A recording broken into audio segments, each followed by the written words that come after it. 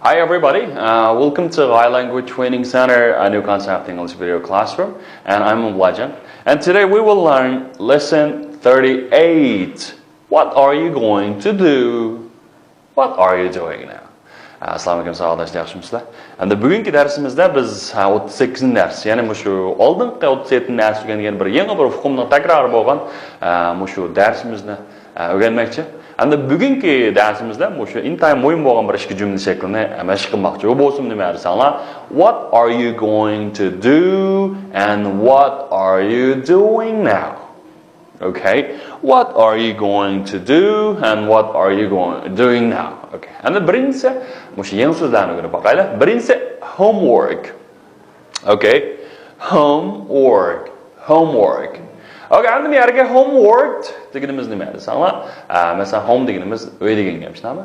Uyga ketib ishlaydigan bir ish bo'lsa nima? Homework. Ayol topshiriq, masalan maktablarimizda bo'lgan topshiriqlarni homework deymiz.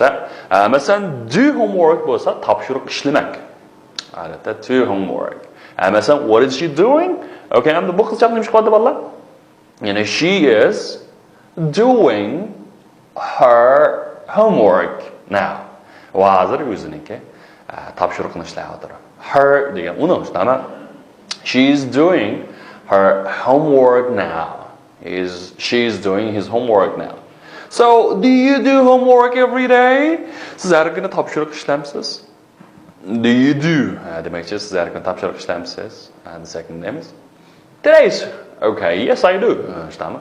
Yana today's homework is on page 10. And bugungi topshiriq 10-betda. Bu yerda page deganimiz nima? Desanglar, bet.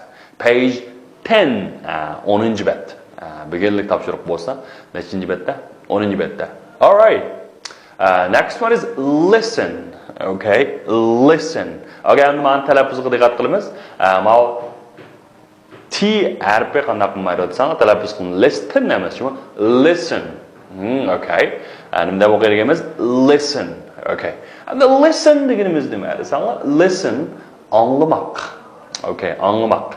Masalan bu qizchaq nima ish qilyapti? Naqshanlar aytibdi shunami? Listen. Okay, listen to music. Musiqa anlamak degan gap, Listen to music. You know, listen to music. And the listen to me. Meaning gapimni anglang. Meaning gapimni anglang degan gap, Listen to me. Meaning gapimni anglang. Listen to music. Musiqa anglamak shunami?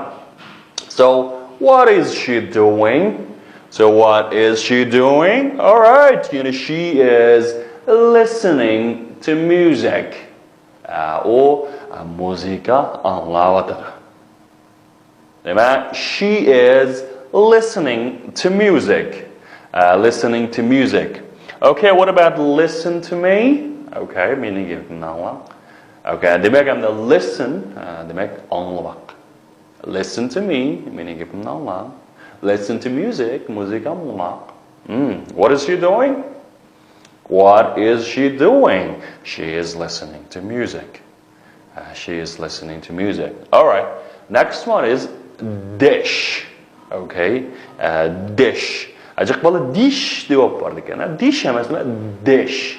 Tavashvaya. Shunami? Dish. All right. Dish. Dish deganimiz nima? Taxsa. Taxsa. Masalan, taqsini yumaq bo'lsa, washing the dishes. Okay? Washing the dishes. Taqsini qanday qilmoq? Yumaq. Washing the dishes. And enjoy the dish bo'lsa nima bo'ldi? Okay, hamda mishada. Dish degan hamda yana bir taom deb men javob oldim. Ya'ni enjoy the dish ham taqsidan o'zirilgan, taqsi qarab yeb o'zirilgan olmaydi-ku. And enjoy the dish degan shu tamoq. Taom, masalan, Uyghur dish deb qo'yamiz. Uyghur taomlari degandek. Shunami? Uyghur dish. Uyghur dish.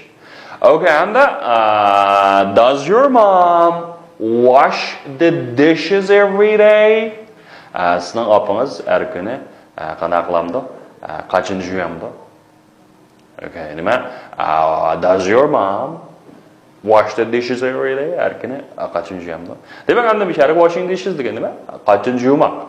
Okay. And Lily, mush oshxonada qachon yuvayapti degan nima deymiz? Lily is washing the dishes. Okay, Lily is washing the dishes in the kitchen. Okay? In the kitchen shu ashxonada qanday qotadi? Qachuyotdi. Xo'sh, hamsa bizniki written exercise masa yozuvchilik mashqi qaraylik. Endi bu shu example qarab endi qolganini ishlaymiz. Ammo shu jumlani am is are bu shu BP'lar orqali to'ldirdik ekan misolda. Qaranglar. What you doing? Endi nima you deganimiz endi ikkinchi shaxs birlik yoki ko'plik bo'lsa o'xshashlanadi kerak. BP bilan are. What are you doing? What are you doing? Okay, endi nima she bo'lganiga nima? What is she doing? Okay, what is she doing? And that and that she is called she is reading. What about that? What you doing? Okay, you doing you are what are you doing? So we watching TV. And then we we are watching TV. Okay, next one. What they doing? And the what are they doing? What are they doing?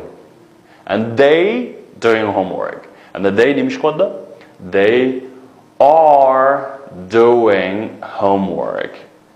They are doing homework. They are doing homework. And I paint this bookcase. And I paint this bookcase postma bu kitob shkafni qanday qilmoq sirlamoq. Endi buning example asosan endi ishlaysiz. Masalan, what are you going to do? And siz nima ish qilmoqchi? I'm going to paint this bookcase. And men bu kitob shkafni sirlamoqchi. And what are you doing now? Okay, I am painting this bookcase. Hamda men bu nima deysan? Avval hamda so'raydiganingiz hamda nima deysan? What are you going to do deb men ma'ni. Uning ikkinchi o'rtasida ikkinchisiga what are you doing now? Deganda hamda men paint the bookcase u bu deb berganga shuning asosan ham jumla shaklini qanaqa qilamiz? Qurashtirib chiqamiz. Masalan, listen to music. Yoki listen to the radio. Listen to the radio. Hamda u nima ish qilmoqchi? Nima yoki siz nima ish qilmoqchi? What are you going to do? I'm going to listen to radio. Radio anglashni. So what are you doing now? Okay, I'm the radio anglab what am I am listening to the radio. Okay, I am listening to the radio. Okay, and the king say wash the dishes. And this is nimish qilmoqchi. Okay, banana what are you going to do? And the u nimish qilmoqchi bo'lsa, what is she going to do? She is going to wash the dishes. And the qachquchlarni tushunmoqchi. So what is she doing now? She is washing the dishes. Okay, hamda u qanday qilyapti? Qachon yuvadi? Agar hamda men shu kitob shkafini silayotgan bo'lsa, I am painting this bookcase. Hamda men olmush qopda. Sorry. Bo'ldi, sadoqlashlar shu oldimizdagi kuch misolga asosan sizlar qanday qilinglar desanglar, bo'lsa, shu darslikniki shu davomini bir ishlasanglar. Bo'lsa ishlab bizga rasm tortib bersanlar, men bularni yoki bizniki xodimlar, o'qituvchilar sizlarga tuzib shuni avatib bersak bo'ldi. All right, that's all for today. See you next time. Goodbye.